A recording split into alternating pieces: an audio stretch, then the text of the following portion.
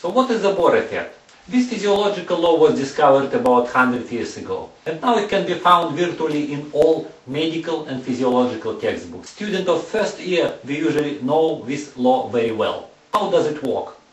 Imagine that I exercise with my muscle, but my blood travels everywhere. The question is, how does my blood know that oxygen must be released exactly at this site?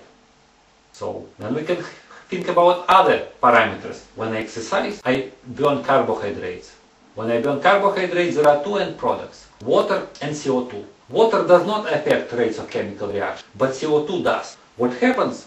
CO2 diffuses into blood, and there CO2 meets with hemoglobin or red blood cells which carry oxygen. So CO2 comes to them and basically helps to release or punch out oxygen, so that oxygen can diffuse into the tissue, so that we can continue to exercise, while carbon dioxide is partially combined with blood, so that we can expel it out.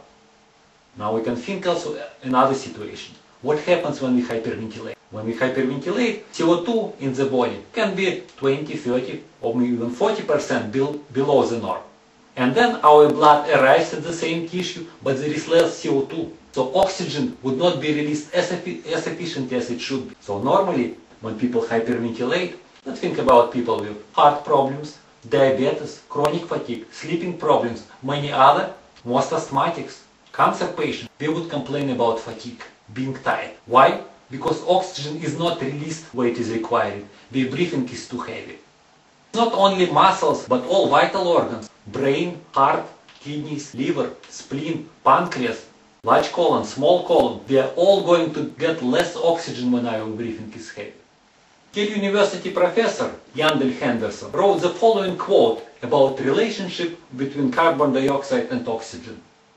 Under clinical conditions, low oxygen and low carbon dioxide, anoxemia and acapnea, generally occur together.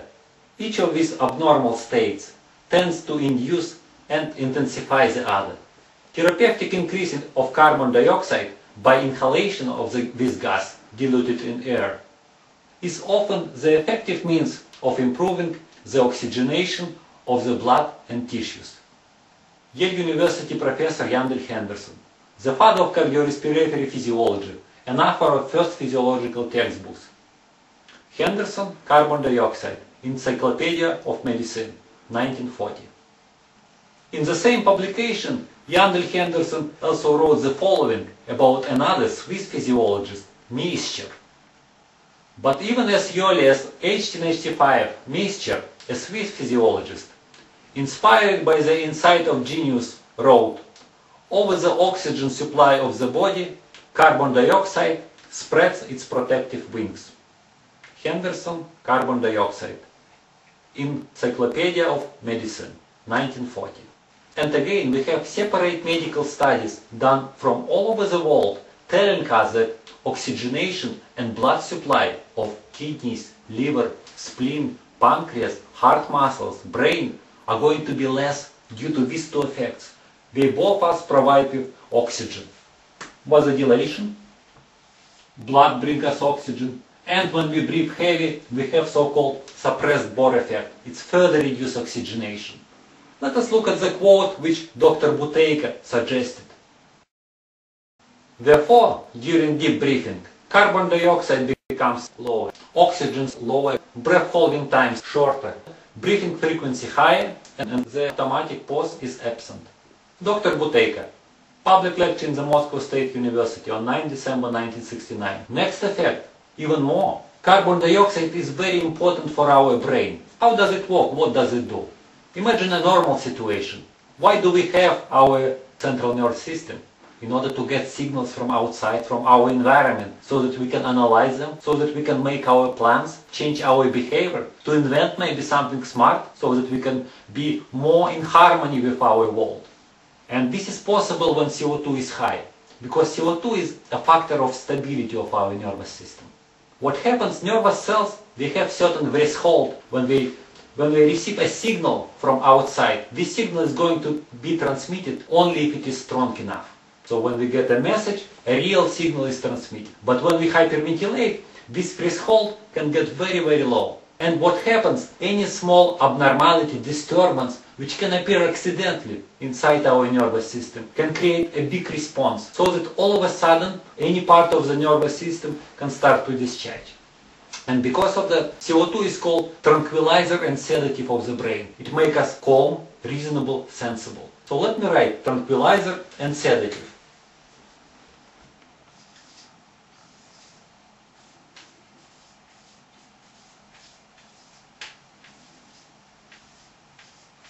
Of nerves.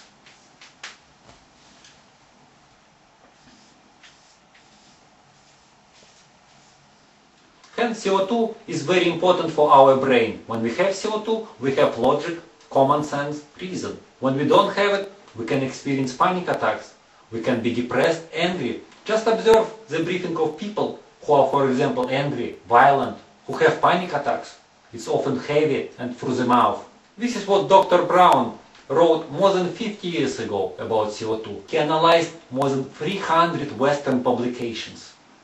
Studies designed to determine the effects produced by hyperventilation on nerve and muscle have been consistent in their finding on increased irritability.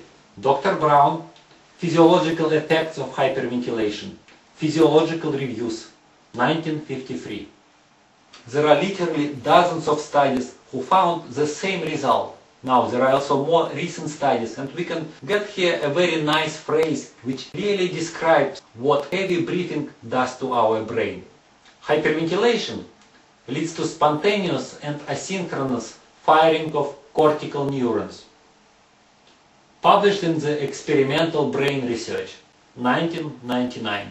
So we say about spontaneous and asynchronous firing. What does it mean? That means all of a sudden any part of our nervous machinery can start to send signals without any relation to the reality. That means we can get something in our head from nowhere just because of heavy breathing. And we can imagine that this is the reason why people can get panic attacks, sleeping problems. Think what is going on with the person who cannot fall asleep. There are thoughts all of a sudden appearing and the person cannot control them. Now what about depression? What about people who are violent, angry, have different phobias? People who have addictions?